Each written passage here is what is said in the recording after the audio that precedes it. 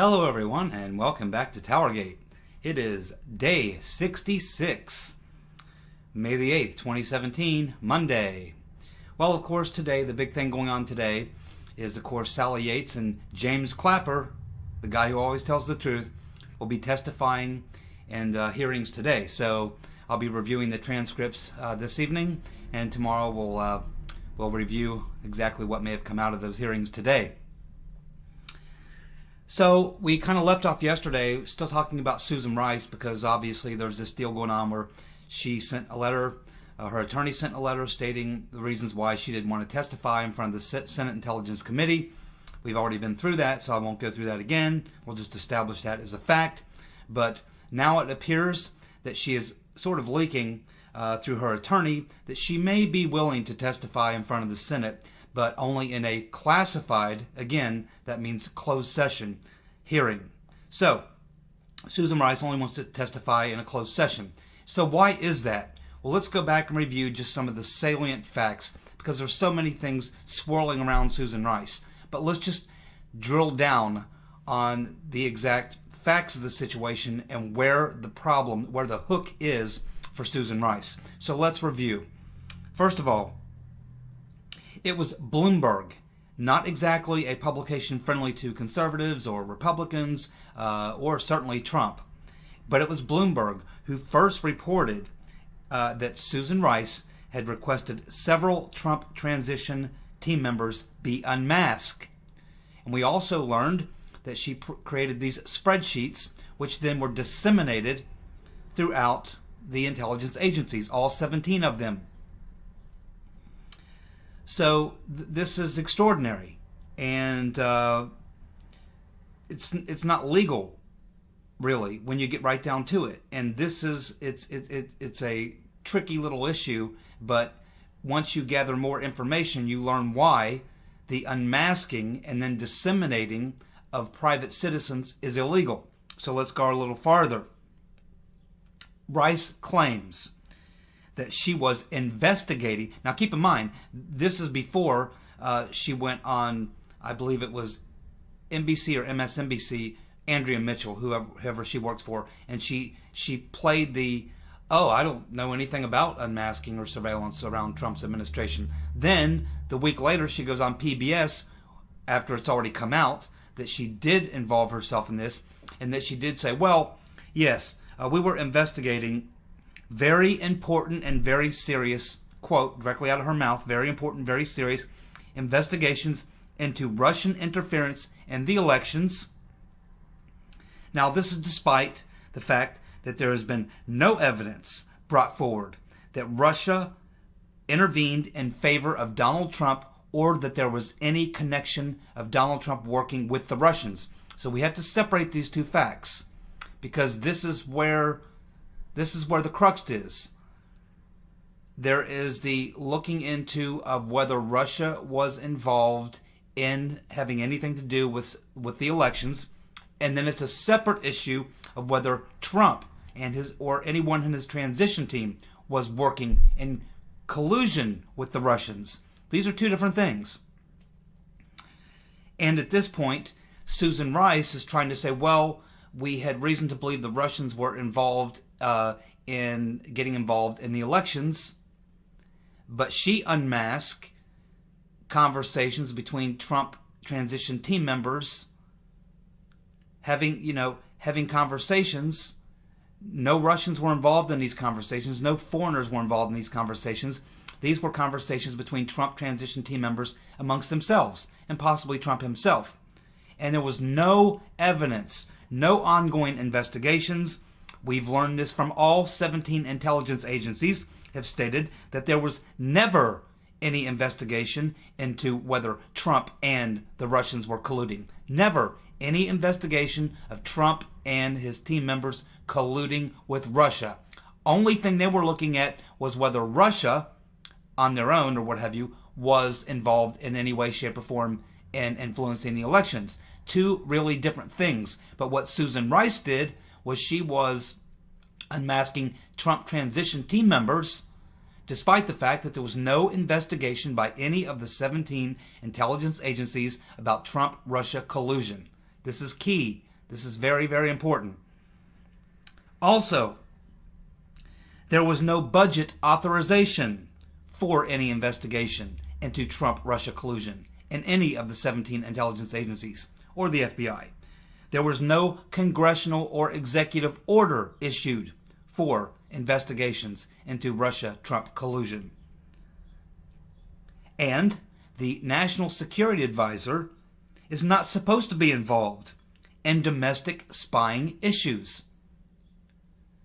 And one final point, we even have good old turn in your weapons, Mr. and Mrs. America Feinstein, Dianne Feinstein, stating in an interview that there was absolutely zero evidence that Trump and Russia were involved. And remember, she sits on the Senate Intelligence Committee, that she and her committee, the Senate Intelligence Committee, have zero evidence that there was any collusion between Trump's team and the Russians.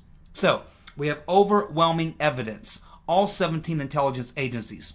No budget authorization. No executive order. Not even the people who hate Trump on the Senate Intelligence Committee, the Democrats. Even they agree there was absolutely no investigation of Trump colluding with Russia in the investigations. Yet Susan Rice is unmasking Trump team members, creating spreadsheets, disseminating the information, and saying that it was due to their learning about Trump and Russia being involved in these, and being involved, working together, colluding in the elections. You see, this is where Susan Rice has a very, very big problem, because that is what would make what she did illegal.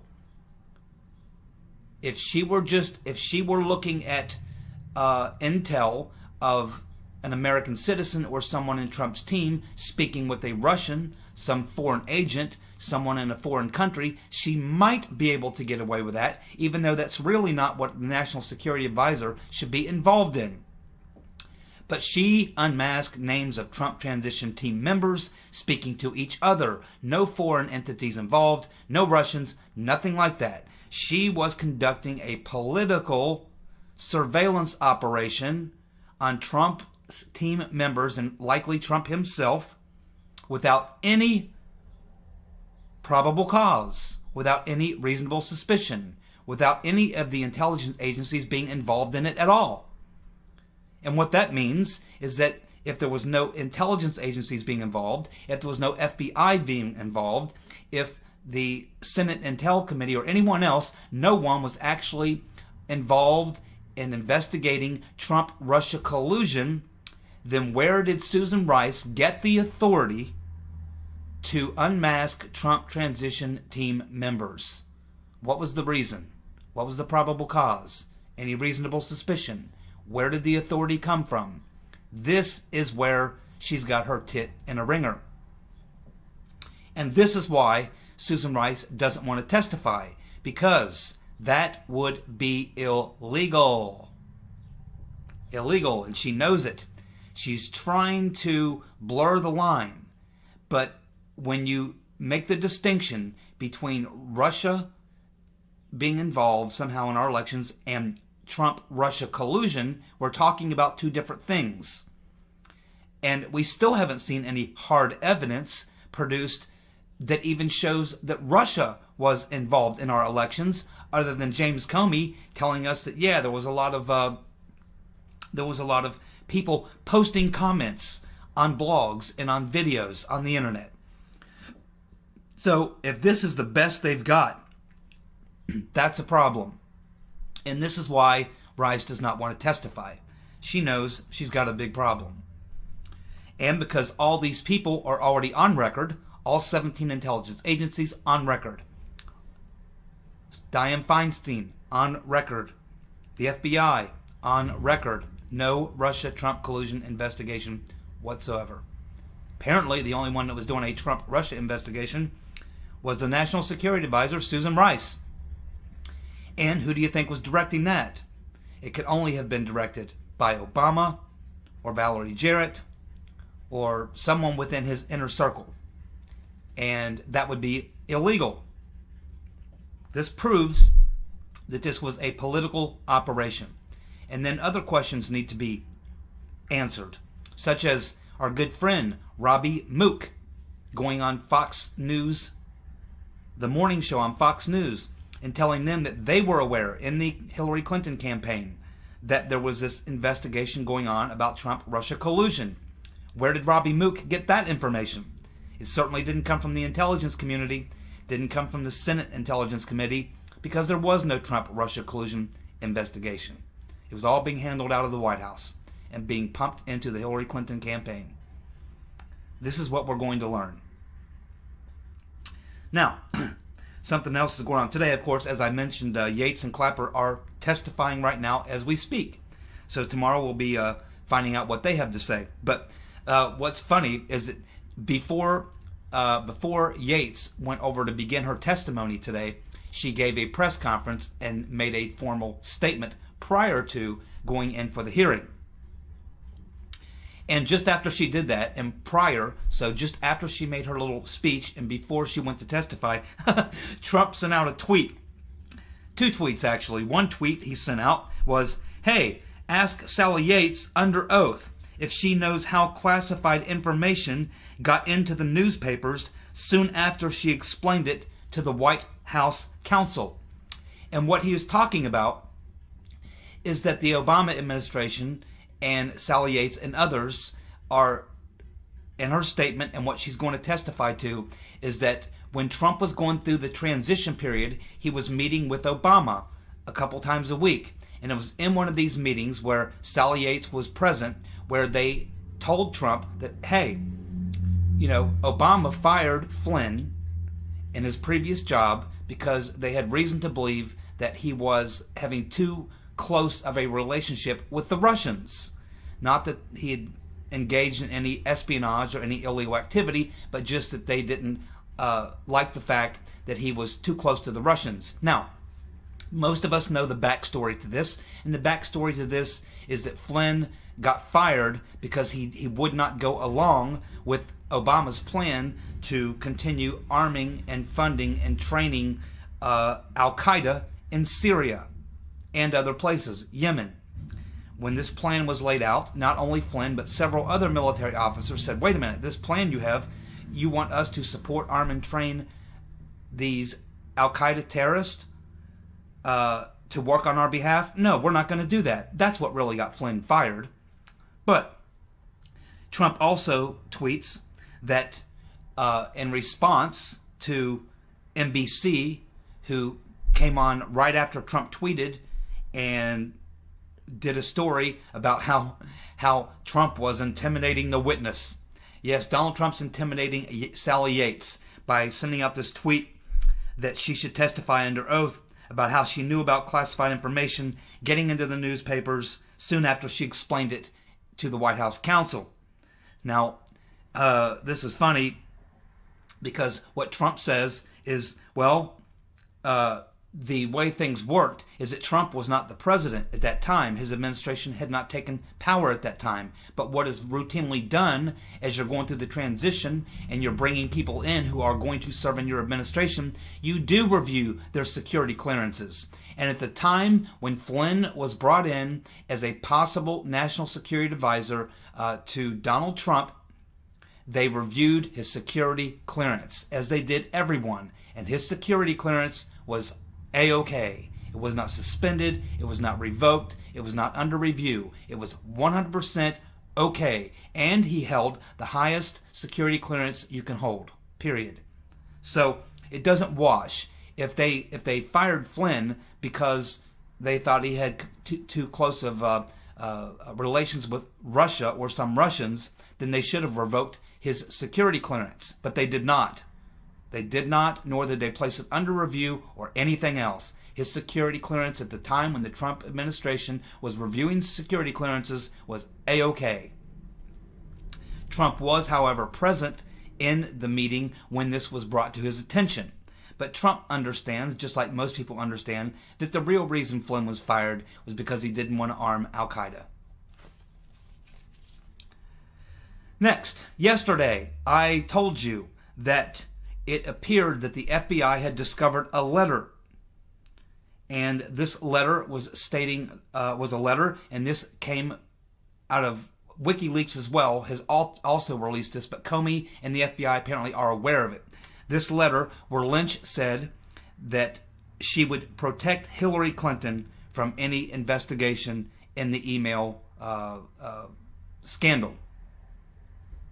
When James Comey was asked about this, he said he could not comment. Could not comment. But we know from Catherine Herridge of Fox News, who did an interview with Loretta Lynch. You will find this in a link I am going to provide for you. It's all over the news everywhere, but I'll provide the link for you, which I got from USA Politics. So I'll provide the link for USA Politics where you can watch the video and read the text from Catherine Herridge where she says that she interviewed Loretta Lynch, and it is now public knowledge. It is confirmed that the email that WikiLeaks has released, according to Catherine Herridge, is legit. It is 100% legit. And that email clearly shows Loretta Lynch stating in this email that she would protect Hillary Clinton from prosecution regarding the email scandal. Boom. That is what you call illegal. Definitely illegal for an attorney general to advise someone who is under criminal prosecution or under criminal investigation that they would protect them from prosecution. That's called obstruction of justice by the attorney general. That's what that's called. That is a crime. That will get you many, many years in prison. So, Loretta Lynch has a lot of problems, just like Susan Rice. And we haven't even gotten to Valerie Jarrett, because she is the central scrutinizer. She is Obama's central operator. She is the one that directs. She's like the traffic director. She's directing the traffic of all these political espionage things going on, of all these things protecting Hillary, all that stuff. Obama, Valerie Jarrett, and then distributed from there. So this is the web of deceit and lies. And this is all going to come out. This is all coming out now. It's all either going to come out in these hearings or it's going to come out through investigative journalism. And we're going to keep the story alive, aren't we? We sure are. So quite a few new developments every day. It's just drip, drip, drip, drip, drip. And pretty soon the accumulation of all of this evidence is going to make it crystal clear that the Obama administration was running a political espionage campaign out of the White House to sabotage first the candidacy of Donald Trump, then the presidency of Donald Trump, and it even continued after his inauguration to try to create an environment whereby they could pursue impeachment hearings based on collusion with the Russians, which we now know did not exist. No investigation whatsoever of Trump-Russia collusion. And everything that the Obama administration and Valerie Jarrett and Susan Rice are going to try to defend themselves, that's their defense, is Trump-Russia collusion, which we now know did not exist. So, their cover's being blown, and pretty soon these chickens will come home to roost. We are getting closer and closer to the truth every day, and soon this whole house of cards is going to collapse. So, that is what's going on today, day 66, TowerGate, May the 8th, 2017, Monday. I'll be back tomorrow, and we'll review the testimony of Ms. Yates and good old Jim Clapper, because we know he always tells the truth, and maybe we'll find out if someone on that committee, a Republican I'm sure, someone on that committee saw Trump's tweet, because it's a very good question by Donald Trump to ask Sally Yates under oath if she knows how this classified information got into the newspapers soon after she explained it to the White House counsel. That's a very good question, and I certainly hope Sally Yates is asked that question. We'll find out tomorrow, won't we? Y'all take care. Goodbye.